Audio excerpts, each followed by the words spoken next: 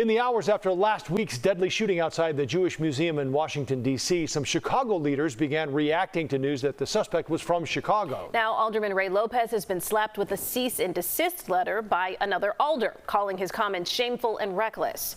Political reporter Chris Ty is here with the comments and why Lopez is not backing down, Chris. Joe and Erica, this is an interesting one. In the first hours after a story breaks, as you know, particularly when it's as charged as the double murder of a couple from the Israeli embassy, details are scarce. It can get heated quickly. Misinformation can get repeated fast.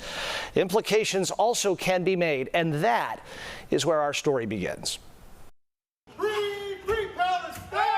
Not long after we learned the suspect last week had loyalty to Palestine and roots in Chicago, Alderman Ray Lopez posted on his Aldermanic X account birds of a feather above a photo where he circled the faces of Mayor Johnson and other progressive leaders connected to someone in the middle that was later determined not to be the shooter. There's some back and forth as to whether or not the individual was actually the terrorist or if that was just Rosanna's former campaign chairman / chief of staff.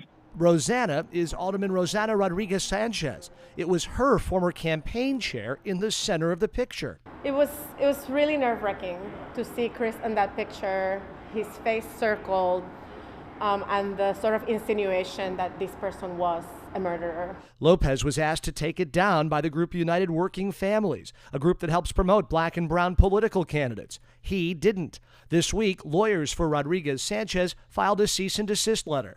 Do you feel that you should have apologized, and have you done so sufficiently? I have nothing to apologize for. Lopez says he never claimed the shooter was in that photo, though others did use his official Aldermanic account as a springboard for accusations. No one was identified in my post.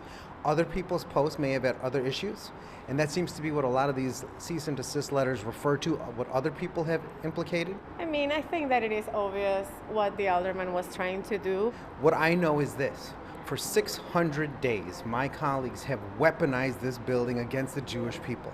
They have used October 7th to help legitimize the radicalization going on in their neighborhoods, in their wards, and across the city of Chicago against the Jewish people. I think that I am entitled to have political views, and I am entitled to defend those political views without having people harassing me and without having an alderman blaming me for somebody that made a lone decision of using violence and killing two people in the name of his cause.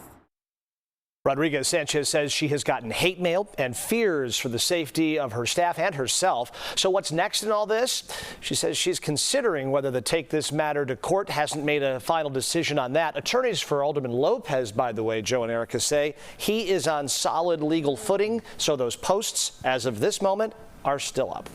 Charged is right. Mm-hmm. Thanks, Chris. You bet.